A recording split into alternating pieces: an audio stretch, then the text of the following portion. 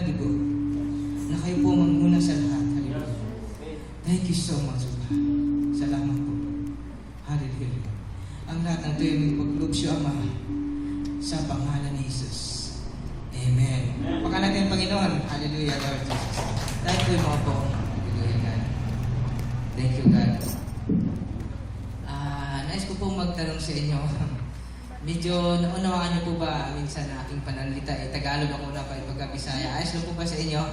Amen po. Sa mga hindi po gaano sa Tagalog, ayos lang po ba? Kasi ang salita po ay Tagalog po ang mensahe. At ito po ay Tagalog at English. Hallelujah. At kayo po ba ay madalas nanonood sa mga palabas na mga karamihan po sa mga bata, no? Nanonood sila sa mga palabas na magical show. Sila po ay galak na nakakita sa mga magic. Once na sila po ay magkakaroon ng magic, pagpalagay po natin ng unang example sa magic ay katulad po ni ano pong mga magical ngayon. Harry Potter, no? Pag sinabi Harry Potter, si Harry Potter ay nagbibigay po ng kapangyarihan. pagpalagay natin po no, sa atin, sa local magical show, pagpalagay natin ay kay, ano ba yung kay Belma Santos, Darna. Sinasabi niya, Darna, di ba? Sabi niya, ding ang bato. So, lumalabas, Darna. So, ano po ang kapangyarihan? May magical show na inilabas. Pangalawa po, sabi po yung kay Captain Barbell, kay Don P. Pag sinasabi, Captain Barbell, so siya po ay naging malakas. Amen po. Di po ba? Pag sinabi, Captain Barbell, lumalakas po ang kanyang lakas. Amen po. Ngayon po sa umaga ito ay nais ko pong ipaabot sa inyo ang kabutihan po ng Panginoon. Nais ko pong, hallelujah, di siguro bagay dito. Nais ko po ipaabot ni Lord na kung ano po ang lakas na ipapaabot sa atin sa buhay natin. So, ang power nito, ito po ay nagbibigay sa atin ng lakas. Nais ko pong malaman kung ano po ang power na ibinigay ng Panginoon na ito po ay makapagbabago sa ating buhay. Ito po ay nakapagbibigay lakas sa ating pamilya, sa ating pong lipunan. Amen po. Nais niyo po bang malalaman ano pong power na ito? Amen po. Ang power na ito ay natawag pong thank you. Amen po. Pasabi mo sa ating katabi, thank you. Thank you. O salamat. Ano po sa Ilocano ang thank you?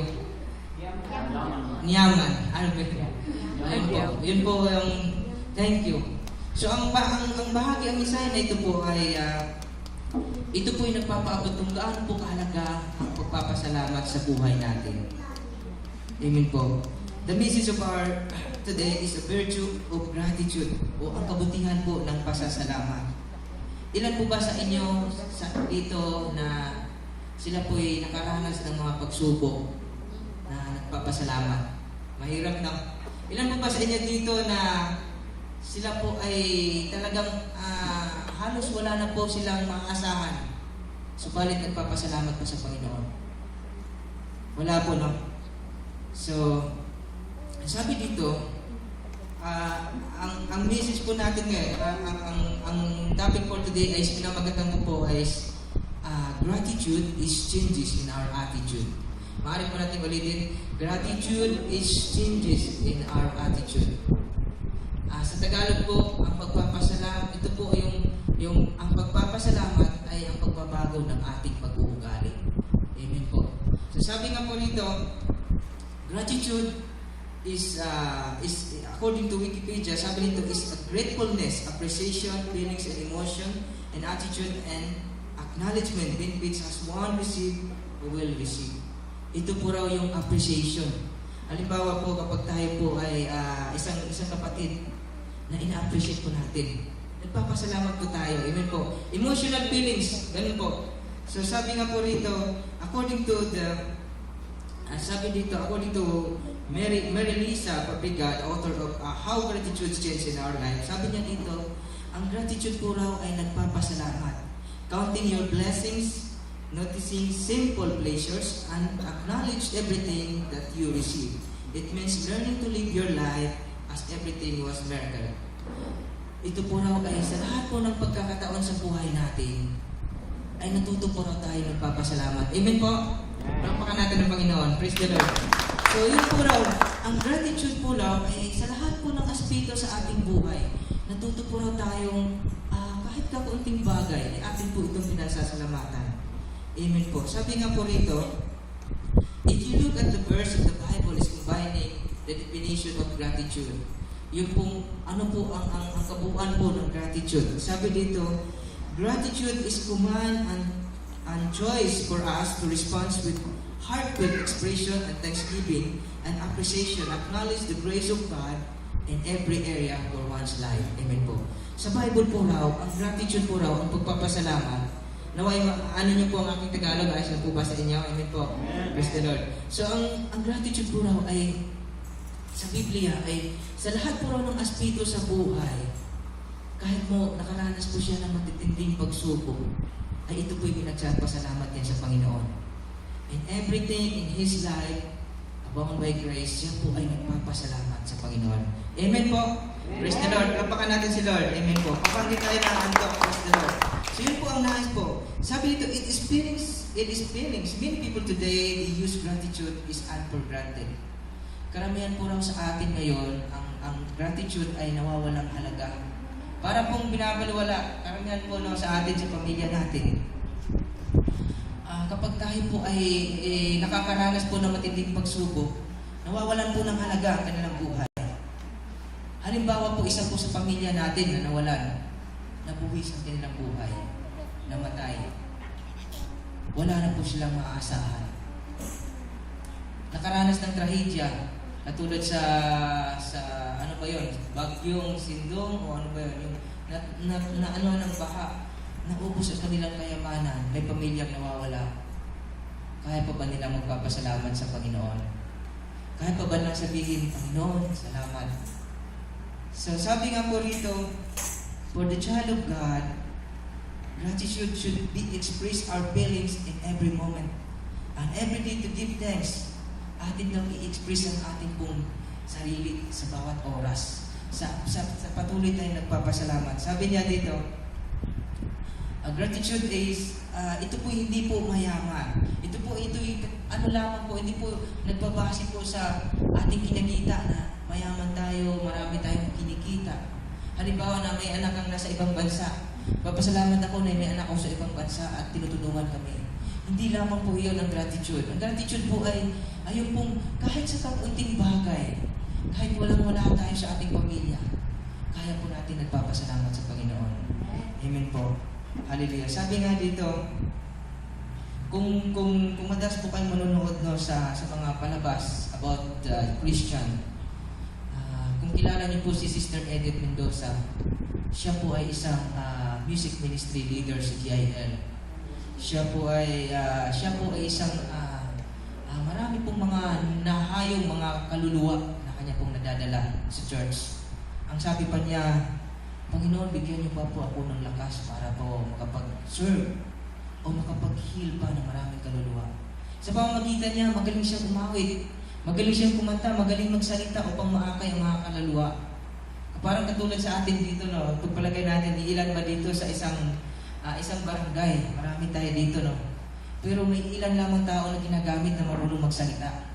Eh parang pag halimbawa dito, no, sa barangay na ito, bakit ang hirap nating dalhin, di ba? Bakit tayo lamang, halos linggo-linggo tayo lang. Subalit napakarami natin sa isang barangay. Dahil napakahirap. Mayroong mga tao na ginagamit ng Diyos. Isa po dito, isang halimbawa, Sister Edith Mendoza. Sabi niya, Lord, bigyan niyo po ako ng kakayahan na makapag-heal. Siya po ay nagpapahil. Marami po siyang kanya pong, anong tawag ito, ginagamot. So, tayo po bilang isang ministeryo, marunong, binigyan din ng kaloob ni Lord. So, sabi niya, na-heal siya.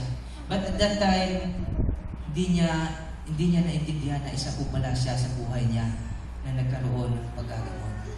Nagkaroon po siya ng cancer, it's stage 2. Nagkakaroon po siya ng stage 2 cancer, naranasan niya ang chemotherapy na napakatinding dagok. Pero nakayanan niya nagpapasalamat kay Lord. Salamat Panginoon. Alam niyo po. But at that time, siguro na sa buhay natin makakaranas tayo, no? At that time, naranasan niya na nagkakaroon siya ng murmuring. Sabi niya sa Panginoon, sabi niya, Lord, ako po yung nagpapagaling, naghahayo, bakit? Nagkaroon na po siya ng murmuring. Naranasan po sa buhay kong ito. Naranasan ko po sa buhay ko, bakit po ako naging ganito? Isa po akong tagapaglingkod niyo, Diyos. Naranasan ko ito sa buhay ko. Napakasakit, no? Sa buhay natin. Halimbawa, isa po tayo, either pastor, pastora, ginagamit ng Panginoon tagapagsalita. Subalit isa po ikaw na gagamitin ni Diyos. Kaya ba natin magpapasalamat sa Panginoon? So sabi nga niya, at that time, naunawaan po niya ang salita ng Panginoon. Sabi niya sa Panginoon, Lord, hallelujah, sabi niya, salamat. Salamat o Diyos. Dahil buhay pa ako. Amen. Palapakan natin, Panginoon. Praise the Lord. Yun po ang the best po sa buhay natin. No? Ano man ang pagsubok nating mararanasan, itututo po tayo nagpapasalamat sa Panginoon. kahit po mangyari po sa atin, ipagpalagay natin tayo pa lang mismo ang nakakilala sa Panginoon. Mahirap nating dalhin ang ating pong pamilya dahil iyon po ang ating pong ginagawa. Subalit, si Lord po ang magdadala nito. Napakahirap po kapag kayo po'y inuusig, kayo po'y pinagtatawanan, kayo po'y para bang wala na kayo sa lugar ng inyong buhay. Subalit, ipagpasalamat natin ang mga bagay na yon. Sa verse na ito, sabi nga doon sa salita ng Panginoon, in Psalm chapter 46, verse 10 to 11, sabi niya, si Sister Edith Mendoza, itong verse nito, sabi niya, nung siya po'y nag-murmuring, nabasa niya po ang salita na ito, at sabi doon, God say, stop fighting and know that I am God. I am the one who defeats the nation, and I am the one who controls the world, and all the powerful with us. God of Jacob in our place and safety. Bakit ka pa matatakot? Bakit ka mag-aalinlangan? Ako ang Diyos na makapangyarihan. Amen po. Sabi sa salita ng Panginoon sa Psalm. So, sa salita pong ito pong verse na ito pong mensahe na ito pong naglalaan sa key verse of 1 Thessalonians chapter 5 verse 18. Kung basahin niyo po dito, ang sabi dito, in everything give thanks, for this is the will of God in Christ Jesus concerning you. Sa Tagalog po, ipagpasalamat ninyo ang lahat ng pangyayari dahil yaon po ay ibig ng Diyos. Amen po. Palakpakan natin, Panginoon. Praise the Lord. Ano po sa Ilocano? In 1 Thessalonians chapter 5 verse 18. Di ko po kabisado kung ano po sa Ilocano. But sabi niya dito, ipagpasalamat po raw ang lahat ng pangyayari sa buhay natin dahil yaon po ay ibig ng Diyos. Amen po. Praise the Lord. Parang natahimik po kayong lahat. Sinsya na po at medyo naging emotional tayo, naging masaya po tayo. Tayo po'y galak na nakikinig sa salita ng Panginoon. Palakpakan natin si Lord. Amen po. Praise the Lord. Sabi ko dito, magbibigay ako siya ng ilang katanungan sa buhay natin bilang isang manggagawa. Kapag tayo po'y nakakaranas ng mga matinding pagsubok sa buhay, wala tayo. Sabi nga dito, unang halimbawa, ikaw ba'y nagpapasalamat kung nag-aalala sa maliit mong kinikita o sahod na halos wala ka nang maibibigay sa iyong pamilya o pagkain? Brothers and sisters, marami pong mga manggagawa na ilang buwan nang walang pinasahod. Marami pong mga mahihirap. Sila po'y nagtitiis, walang makain. Yun po yung nasabi ko, ikaw ba'y nagpapasalamat o nalulungkot kung wala man tayong matitira na maayos? Halimbawa, inayuan ni pastor na ayaw kong pumunta dahil wala kaming bahay na maayos. Wala kaming matitira na maayos, wala po kami Subalit, brothers and sisters, marami pong wala pong matitirahang bahay. Sila po'y nakatira lamang sa tabi ng daan. Yun po. Subalit, paano pa ba sila nagpapasalamat sa Panginoon? Ikaw ba'y nagpapasalamat o naiinggit sa anumang wala ka at mayroon ng iba? Sa mga material na bagay, katulad ng mga bago ngayon, pagpalagay natin, mga gadget, computer, cellphones. Brothers and sisters, marami pong mga iba na hindi pa po nakakahawak ng mga modernong bagay, subalit sila po ay galak na galak. Makakarinig lamang ng isang tunog ng gitara, masayang-masaya na po. Amen po, palakpakan natin si Lord. Yun po ang kagalakan mo. Ikaw ba ay nagpapasalamat o nagagalit na nagkakaroon ka ng asawa o karelasyon na sobrang siloso o silosa? Parang kang hinihigpitan, parang anong tawag, sinasakal, parang ganun. Amen po. Alam niyo po, brothers and sisters, marami pong mga pamilya may asawa na hiwalay po ang patutunguhan. Marami pong mga pamilya na napababayaan ang kanilang pamilya. Pagpasalamat pa ba natin sa Panginoon mga bagay na yun? Amen po. Ikaw ba ay nagpapasalamat o nabibigo sa mga plano mong, sa mga pangarap mong hindi natutupad o sa mga layunin mong nais mong makamit? Brothers and sisters, marami pong mga tao na sila po ay gustong-gustong maabot ang kanilang mga pangarap, subalit sila po ay napagbibintangan. Ang iba po ay nakukulong. Pero by the grace of God, ang mga nakukulong ay sila po ay pinagpala ng Diyos. Sila po ay nakakilala sa Panginoon at nagpapasalamat sa Panginoon. Amen po. Palakpakan natin si Lord. Bless the Lord. Amen po. And sabi nga sa Luke chapter 15 verse 11 to 30, meron po itong isang anak na siya po isang masuway na anak. Masupilo. Ibig sabihin po, yung pong, siya po'y, ang sa kanya, nasusunod. Sabi niya, sabi nga po dito, sabi nito, Luke chapter 15, verse 11 to 30, sabi niya, there was a man who had 2 sons, and the younger of them said to father, Father, give me to share my property and coming to me. So, sabi niya, Ama, ibigay niyo na po ang aking kayamanan at akin na pong gagamitin. Hindi pa po patay ang kanyang tatay, kanyang pininingi ang kanyang kayamanan. Ito po sa English is the prodigal son.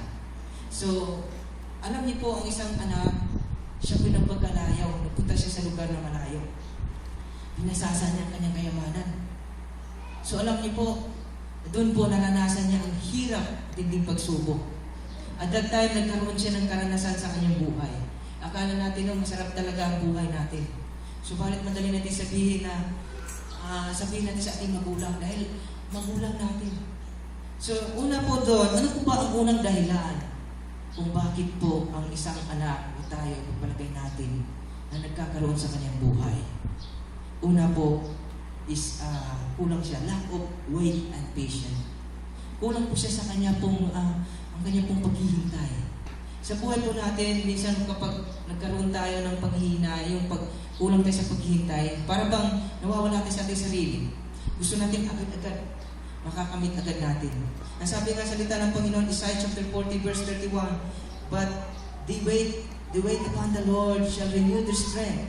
They shall mount up in the wings like eagles. They shall run and not be weary, and they shall walk and not be faint.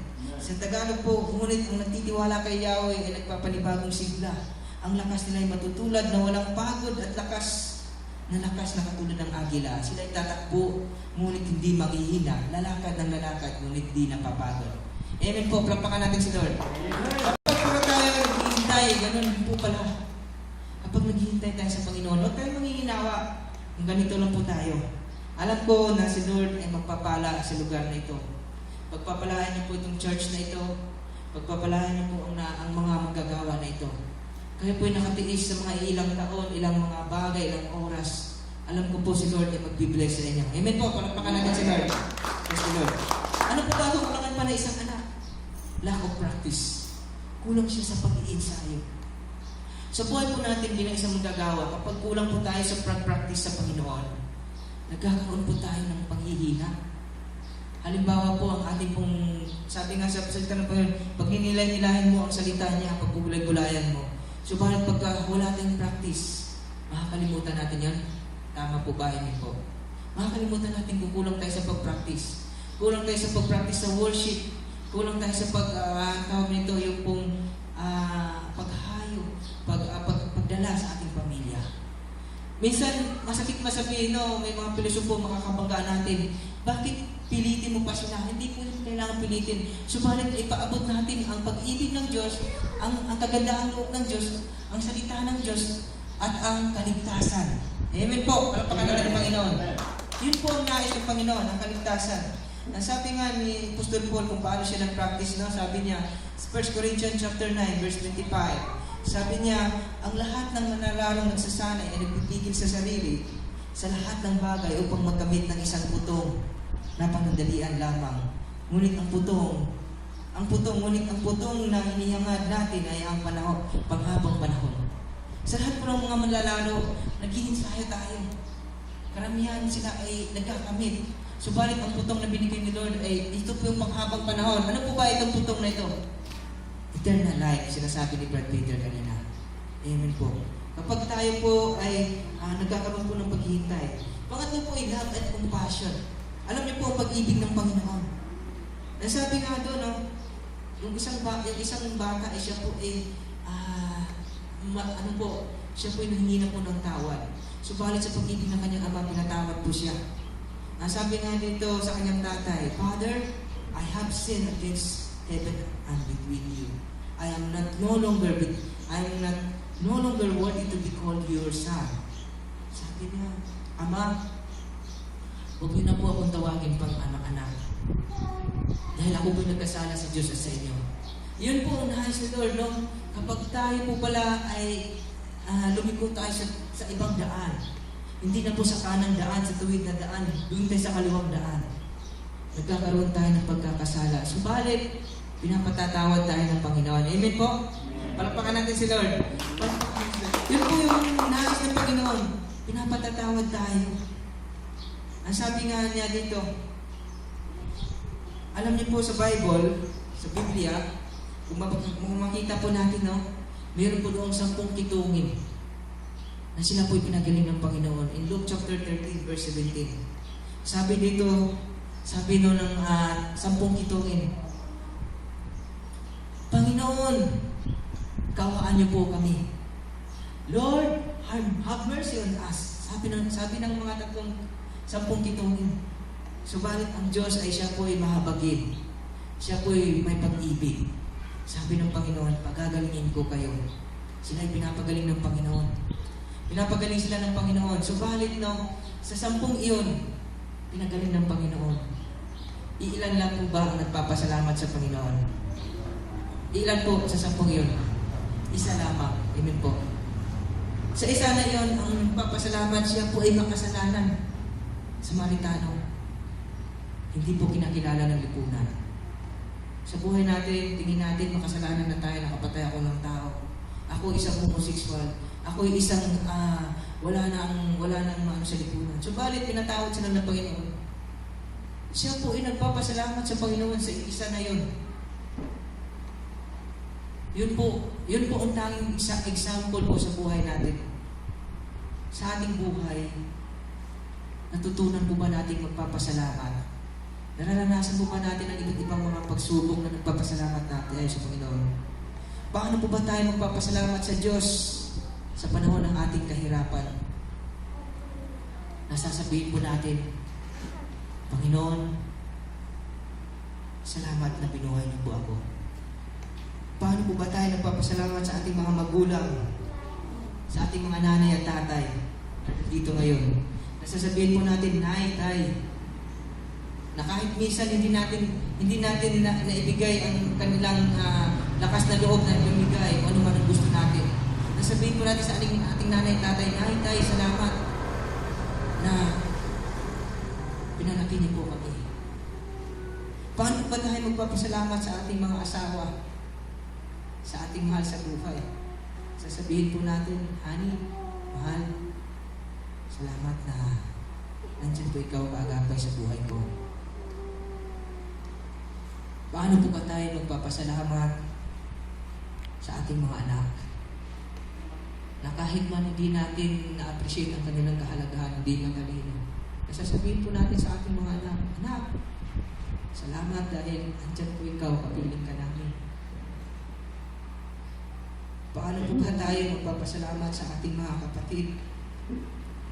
Manggagawa, sasabihin po natin, kapatid, o ano po sa Ilocano yung kapatid sa Kapsa. Salamat na andyan po kayo, nabuhay po ako ng loob. Paano po ba tayo magpapasalamat sa ating pong mga elders, pastors, pastora? Nasasabihin po natin, Pastor, brothers, salamat na pinalakas niyo po ang aming loob. Patuloy niyo po kami pinapalakas sa salita ng Panginoon. Amen po. Palakpakan natin ang Panginoon Jesus. Hallelujah. Ganun po katindi po yung pagpapasalamat sa buhay natin. Gaano po kahalaga kung ano po ang kahalagahan ng ating pong pasasalamat. Ang pasasalamat po, ano po ba ang nais natin gawin? Ang pamagat nito ay maaaring natin ulitin, gratitude is changes in our attitude. Gratitude is changes in our attitude. Ano po ba ang dapat natin gawin upang ma-overcome natin itong pasasalamat sa buhay natin araw-araw? Una po is to turn our pride to blessing. Dahil nakatatak na po sa ating buhay yung ating pong ego at pride. Atin pong ibaliktad ang ating pride to blessing. Blessing upon the Lord, yung pong ating paglilingkod sa Panginoon. Amen po. Palakpakan natin si Lord. Praise the Lord. Amen po. Some truth that God na kung paano po tayo maging closer sa Panginoon. Kung paano po tayo nagpapasalamat sa Panginoon. Una po is, ano po ba ang kahalaga ng Diyos sa buhay natin? Una po is He loves us. Alam niyo pa natin, ang Diyos ay pag-ibig. Amen po? John 3:16, sabi niya, gayon na lamang pag-ibig ng Diyos sa sanlibutan, kaya binigay niya ang kanyang bugtong na anak. Ang pag-ibig ni Lord ay hindi nagbabago sa buhay natin. Ayun po. Pangalawa is everything that happened to us, bring closer to Him. Romans chapter 8 verse 31. Sabi dito, what then shall we say? These things. If God is with us, who can be against us?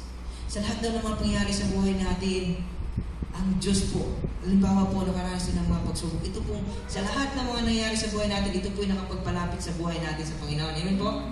Praise the Lord. Halimbawa, nakakaranas tayo ng pagkabigo, ito po yung nakapagpalapit sa buhay sa atin ng Panginoon.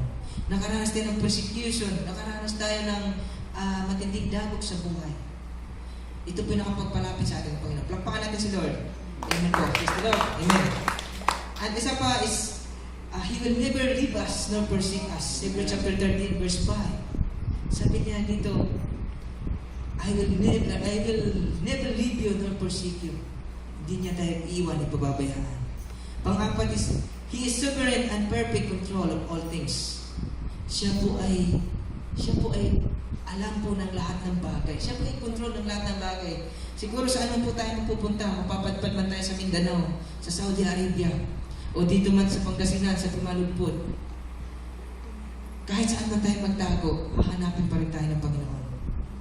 Hinahanap pa rin niya tayo. Dahil siya po ang may control ng lahat ng bagay. Siya po ay may control sa buhay natin. Amen po.